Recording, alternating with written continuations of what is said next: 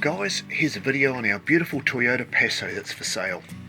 Firstly, I'll give you a bit of a walk around the car, showing you the nitty gritty. Then I'll take you on a bit of a road trip in the car, giving you an idea of how it runs and handles a good trip. I think that's just a bit more tangible than just some still pictures and a bit of text to get across the fact that this is a lot of car for the money and it's beautiful. What I thought I'd do is give you a quick walk around the car, okay?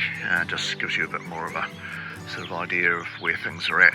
As I say, the paintwork is very, very good. It's not perfect, okay, it's got leaves and stuff on it, but the roof has got a few little bits where insects kind of fell on, things like that, but on the whole, it's really beautiful paintwork.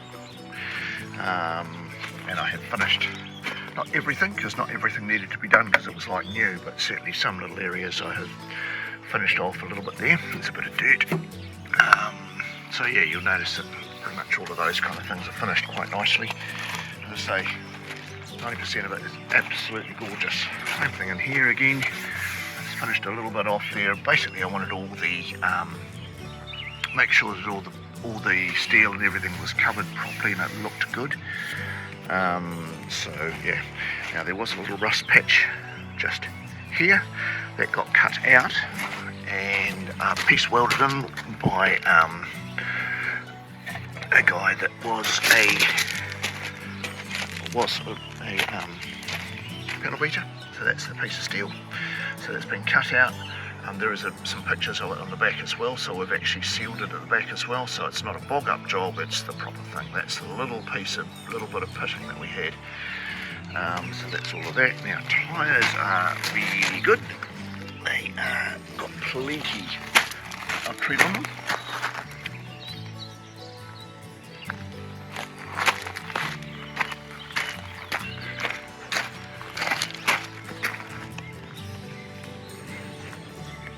Still tons there.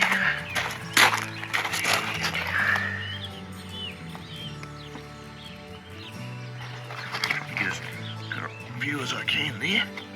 Those have got tons of tread in them too. Just the colours, the light's not flash this morning. Okay. Now, the interior itself, if I'm honest with you, this light colour is not a huge look. It's quite easily marked. I have actually given it a really decent clean. There's still a few little shadowy areas to it, but stains aside, it is clean. It is nice and clean and fresh. And any dirt that you add will be your own and not someone else's. So all the upholstery has been done. I'd almost be inclined, if you're worried about it, to put some car seat covers on it. Yeah, and look, to be fair, as I say, it's 20 years old. There is evidence that that it's been through a fair bit in life. There's a few little bits like I don't like, which is that little piece there, and you know, the mats have got a little bit of wear on them, but they're still, as I say, still quite serviceable. Quite good. If you're going to pick holes as well, they've obviously the old stereo's probably worn out, so they've put another one in there, and then there's a gap here, which you could probably print a little fascia to go into there if you wanted to. Tons and tons of little bits of space and cup holders down here, and lots of space in there, even a funny little cubby holey thing that you can lift up there. I don't know if you can see that, and there's another little space underneath, I don't know, secret passage for drugs or something. A massive glove box there, 2-tier, absolutely amazing. Cup holders in each of the doors, yeah, little thing for coins and stuff. That driver's switch sometimes tends to come out of its run a little bit, but it still works quite nicely.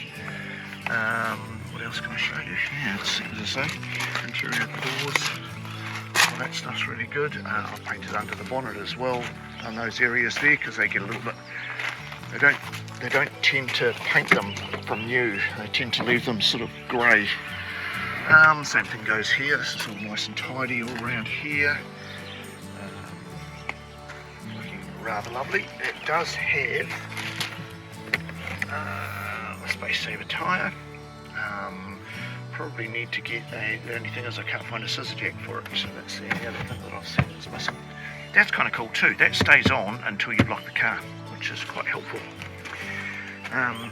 This thing here, you can have that, have this in two. You can have it recline back slightly, or you can have it bolt upright like that. Nice, just simple and easy. Really good. No parcel tray in this one. I think most of them that you'll find have probably missed the parcel tray because it tends to get in the way. In a lot of cases, just gives you that much more space.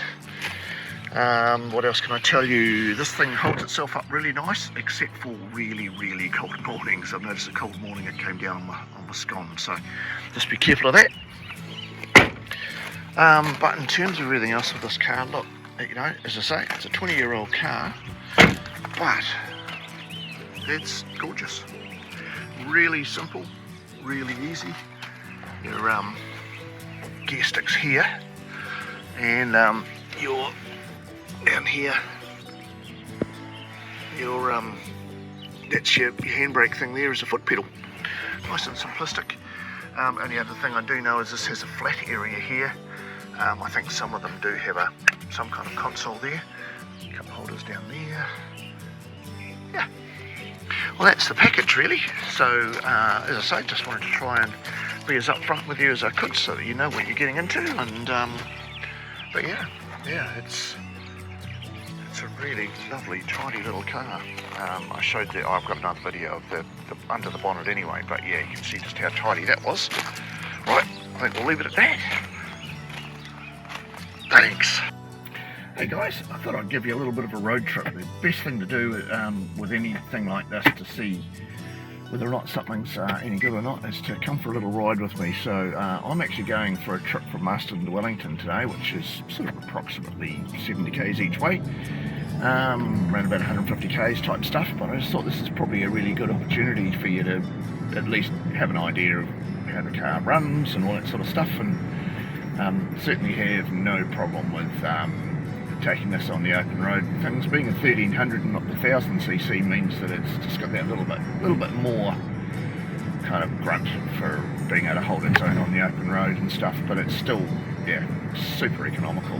I filled this car up at the beginning, or no, the end of last week, and I've driven it to and from work every single day. The fuel hasn't even gone down yet, so it'll be kind of interesting to see how much fuel it actually uses going over to Wellington and back.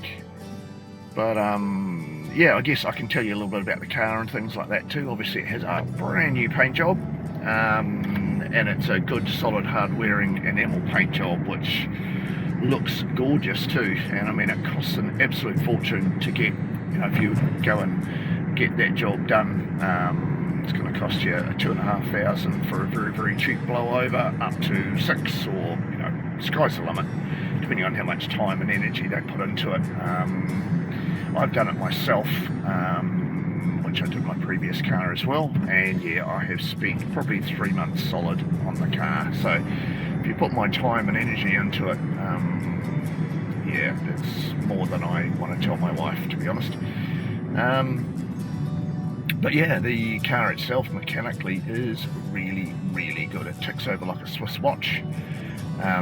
It's done about 160,000 k's, which, you know, for one of these things is not an awful lot of mileage either. I've done an oil change and oil filter. I've also changed the coolant as well, because I think that's something that gets missed quite a lot of times when people service vehicles. But yeah, as I say, it's ticking over beautifully. I had to replace the steering column area where the two yokes are, the two flexible yokes underneath the dash there. So there's a brand new one of those in there. It's quite common for those things to start getting a little bit loose and just making a little bit of a knock in the steering. I've seen probably 2 or 3 of them do the same stuff, so obviously it's just something with this car. But, you know, it is, at the end of the day, it's Toyota / Daihatsu, because Toyota owned Daihatsu, obviously, and they're brilliant in their simplicity. They're easy to keep serviced. They're simple, and they're really well made. They're made to last and last and last.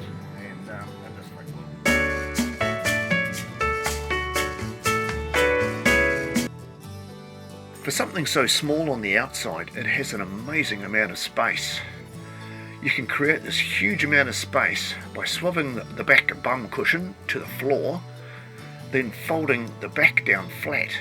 This results in a super flat area I swear is the size of a bowling alley. The car reminds me of the TARDIS. It's really small on the outside and really big on the inside. Just such a clever use of space and so practical. Interesting, we're in Upper Hutt now. I don't know that the fuel gauge has actually even gone down 1 bar yet. Quite interesting. And I tell you what, I haven't held anything up on the opposite side really. It turns better than I would expect. I do have sports cars and it's not in that league, but it turns better than I would have expected, and certainly I have also been able to go into some passing lanes and pass cars that were slower with no problem at all. So there's absolutely no reason. This thing here is actually very capable, not just as a commuter, but certainly on the open road too. It's quite cool. Right, so it's had a big day today. Gone all the way over to Wellington, and we've gone to Newlands, and then out to Toyota, back to Newlands, and now we're on our way home. And the car has never missed a beat. It's gone really well. Brilliant little thing. Quite impressed. Quite impressed indeed. That is quite tight to get over there, so I think we'll go this way. Like that, and like that. But yeah, it's got plenty of nip. I'm really quite surprised. There was nothing that really held me up on the Rimatakas. Well, I never held anyone up. And I got past a few vehicles too that were going fairly quietly, wasn't particularly hard. Getting in and out of traffic around Wellington and things like that is easy peasy. It's nice and nimble and small. It's not a sports car, but it actually does turn corners quite well. It's quite surprising. The brakes are pretty good for, they're certainly more than adequate for a car like this. I mean, I'm used to sports cars with Bremco brakes, obviously, so they're not a patch on that, but no, this is just absolutely brilliant. Yeah, so we're going to, at the moment, it looks like the fuel's gone down 1 bar. The is next to nothing. Absolutely astonishing, because I took it out of overdrive lock over the Rimatakas and pushed it a wee bit too, and it's still using next to nothing. It's pretty damn amazing, really.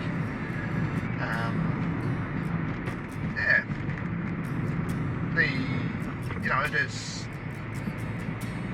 on rougher roads and things like that. It doesn't have quite the sound deadening that some of the modern cars have, so it is a little bit noisier. But it's certainly not terrifically bad. This is pretty good. It's quite surprising. It's really been a surprising drive. After having a fabulous day in Wellington and back, I think I've used maybe 2 bars of fuel. That's it. And the car went famously well. Absolutely fabulous little drive.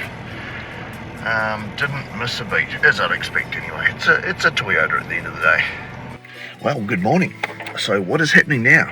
Right, well, the final thing I wanted to get done for this car was actually to get the wheel alignment done. Why is that important? To me it's important because if you have the wheel alignment done, the car sits much safer and straighter on the road. It's just safer, and also your tyres, instead of wearing on the edges and prematurely wearing in a weird way, will actually wear evenly. So it's just, I don't know, it's just something I would prefer to do. Any car that I normally do, I'll do a wheel alignment before I sell it too. So that's where we're off to now. I'm going to go and drop it in, get a wheel alignment done, and everything is just perfect. So leave it there and we'll come back after lunch. Right, so there's the sheet. I don't know what all those things mean. All I know is that it's good. Thanks for checking out the car, guys. Sorry about my long-winded spiel. Hopefully this gives you a better idea though if this is something that you're interested in, or maybe it's not. Either way, it's all good. Thanks guys. See ya.